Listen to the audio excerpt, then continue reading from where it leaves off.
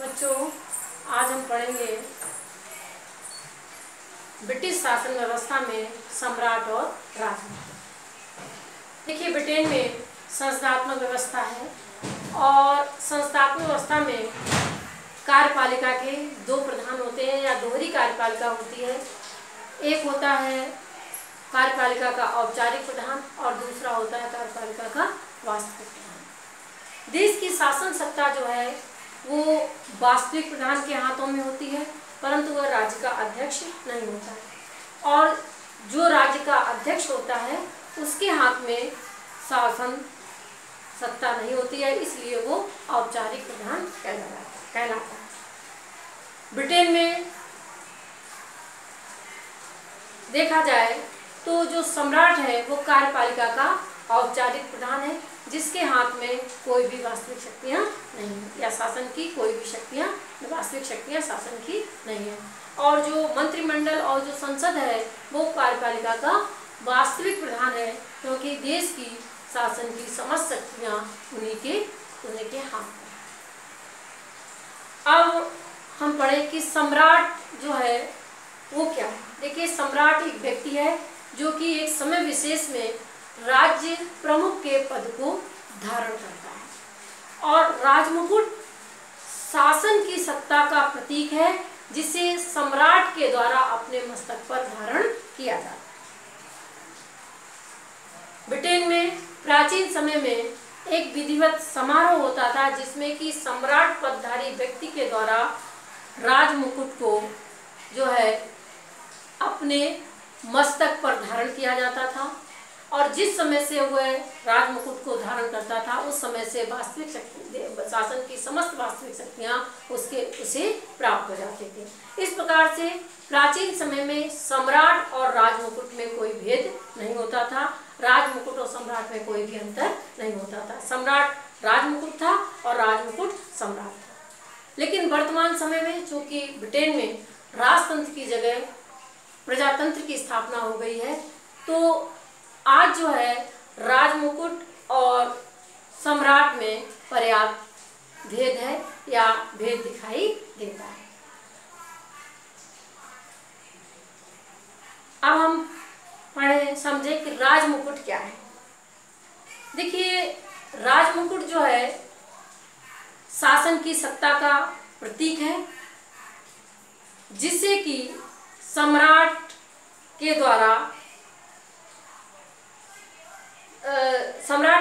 सम्राट पदधारी व्यक्ति के द्वारा अपने मस्तक पर धारण किया जाता है। शाब्दिक दृष्टि से तो ये अर्थ है, और लेकिन आज ब्रिटेन में राजमुकुट ने एक संवैधानिक अर्थ ग्रहण कर लिया है, और उसके अनुसार राजमुकुट जो है वह एक संस्था है जिसमें कि व्यक्ति के रूप में सम्राट, मंत्रिमंडल और संसद, व्यक्ति के रूप में सम्राट, मंत्रिमंडल, लोक सेवाएं और वे व्यक्ति जिनके के द्वारा प्रशासनिक सत्ता का प्रयोग किया जाता है, वे सब इसमें शामिल हैं। प्रोफेसर आग ने राजमुकुट की व्याख्या बड़ी सुंदर शब्दों में की है, और उन्होंने कहा कि राजमुकुट सर्वोच्च कार्यपालिका है, शासन की नीति निर्माण करने वाली संस्था है जिसमें सम्राट, मंत्रिमंडल और संसद शामिल है। और इस प्रकार से हम कह सकते हैं कि राजा की या सम्राट की समस्त शक्तियां जो है वो धीरे धीरे राजमुकुट में समाहित हो गई। अब हम पढ़ें कि सम्राट और राजमुकुट में क्या भेद है या क्या अंतर विद्यमान है। देखिए, सबसे पहला अंतर है कि सम्राट एक व्यक्ति है और राजमुकुट एक संस्था है। चूंकि हमने अभी पढ़ा कि सम्राट एक व्यक्ति है जो कि किसी समय विशेष पर जो है राज्य प्रमुख के पद को धारण करता है, तो सम्राट एक व्यक्ति है, और राजमुकुट एक संस्था है जिसमें कि कई संस्थाएं शामिल हैं, जैसे मंत्रिमंडल, संसद लोक सेवाएं, ये सब जो है उसमें शामिल है। इसलिए राजमुकुट जो है वो क्या है, एक संस्था है। दूसरा अंतर है कि सम्राट अस्थायी है और राजमुकुट स्थायी है। देखिए, सम्राट चूंकि एक व्यक्ति है जो कि एक निश्चित समय पर राज प्रमुख के पद को धारण करता है, तो चूंकि वह व्यक्ति है, मानव होने के नाते उसका जन्म भी होता है और वो एक निश्चित समय के बाद मृत्यु को प्राप्त होता है। और मानवोचित जितनी भी क्रियाएं हैं वो उसके साथ सारी जुड़ी हुई हैं। जैसे उसे राज सिंहासन से पदच्युत भी किया जा सकता है, हटाया भी जा सकता है, और वो स्वयं भी अपनी इच्छा से सिंहासन का पद त्याग कर सकता है। तो इस प्रकार से जो हम कह सकते हैं कि राजमुकुट चूंकि सम्राट चूंकि एक व्यक्ति है और इसलिए एक निश्चित समय पर व्यक्ति होने के नाते उसे मृत्यु को प्राप्त होता है, इसलिए सम्राट जो है वो अस्थायी है। ब्लैकस्टोन ने बड़े सुंदर शब्दों में कहा है कि सम्राट जो है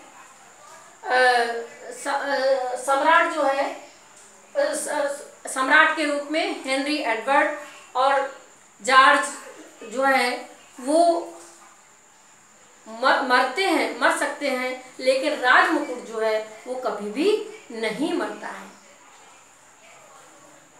राजमुकुट, अब कहा है कि राजमुकुट स्थायी है, क्योंकि राजमुकुट एक संस्था है। राजमुकुट एक पद है जो कभी भी नहीं मरता है, जिसमें कि बहुत सारे, जैसे अभी हमने पढ़ा कि जो है जिसमें कि सम्राट है, कैबिनेट है, संसद है। तो इसलिए ये संस्थाएं हैं और इनका कभी जन्म नहीं होता है, इनका कभी मरण नहीं होता है, ये हमेशा विद्यमान रहते हैं। सम्राट के रूप में जो है जॉर्ज प्रथम और हेनरी एडवर्ड जो है वो मर सकते हैं, तो इसलिए सम्राट अस्थायी है और राजमुकुट स्थायी है। तीसरा है कि सम्राट व्यक्तिक है और राजमुकुट सामूहिक है।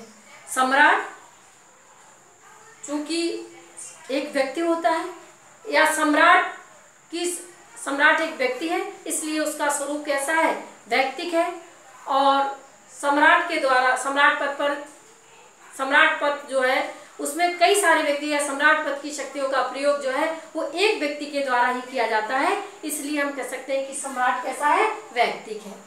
सम्राट एक से अधिक नहीं होते हैं, सम्राट पद पर एक ही व्यक्ति होता है, इसलिए सम्राट कैसा है, व्यक्तिक है। और राजमुकुट सामूहिक होता है। राजमुकुट में राजमुकुट की शक्तियों का प्रयोग जो है बहुत सारे लोगों के द्वारा किया जाता है, इसलिए उसका स्वरूप कैसा है, सामूहिक है। इसमें मंत्रिमंडल, संसद, लोक सेवाएं और शासन प्रशासनिक सत्ता का प्रयोग करने वाले सभी लोग इसमें शामिल हैं, इसलिए राजमुकुट कैसा है, सामूहिक है। सम्राट वास्तविक प्रशासन में शक्तिहीन है, राजमुकुट शक्तिशाली है। देखिए, राजमुकुट जो सम्राट है वो वास्तविक प्रधान है, क्योंकि जैसे जैसे ब्रिटेन जो है राजतंत्र से प्रजातंत्र की ओर बढ़ता चला गया, वैसे ही सम्राट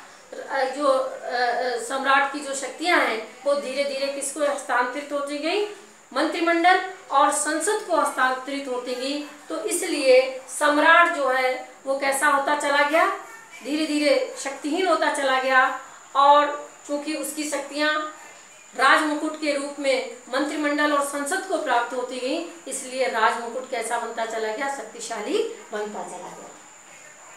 अब है कि ब्रिटेन में राजमुकुट के उत्तराधिकार के संबंध में क्या नियम है। देखिए, ब्रिटेन में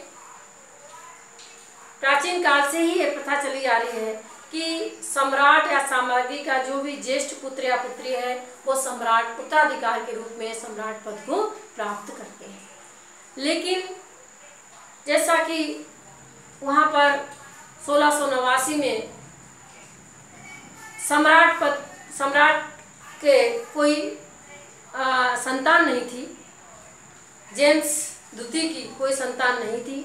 तो ऐसी स्थिति में वहाँ पर संसद ने विलियम और मैरी को संयुक्त रूप से सम्राट पद प्रदान किया। तो इस प्रकार से वहाँ पर ये नियम है कि यदि सम्राट के कोई संतान नहीं होती है, कोई पुत्र या पुत्री नहीं है, तो ऐसी स्थिति में उत्तराधिकार की व्यवस्था जो है वो संसद करती है। इसी प्रकार से 1701 में महारानी एन के भी कोई संतान नहीं थी, तो संसद ने नियम बनाकर उत्तराधिकार जो है हैनोवर वंश के सम्राट जॉर्ज प्रथम को प्रदान किया। और इस प्रकार से जो है 1702 के एक्ट ऑफ सेटलमेंट या उत्तराधिकार अधिनियम के द्वारा वहाँ पर ये व्यवस्था की गई है कि सम्राट पद ये इस प्रकार से निश्चित किया जाएगा। और उस अधिनियम में किसी प्रकार का संशोधन या परिवर्तन करने का अधिकार ब्रिटेन की संसद को मिला हुआ। अब देखिए सम्राट के वेतन भत्तों के संबंध में देखिए कि समय समय पर सम्राट के वेतन भत्तों में परिवर्तन भी होता है, लेकिन ब्रिटेन के सम्राट को जो भी वेतन मिलता है उसमें उसके जीवन काल में कोई भी परिवर्तन नहीं किया जा सकता है, वह उसे जीवन काल में उसी रूप में मिलता रहता है। सम्राट के साथ साथ राज परिवार के शाही परिवार के जो भी सदस्य हैं उनके ऊपर भी जो है उनके जो खर्चे हैं या उनके वेतन भत्ते हैं उसके लिए संसद के द्वारा वार्षिक अनुदान पारित किया जाता है।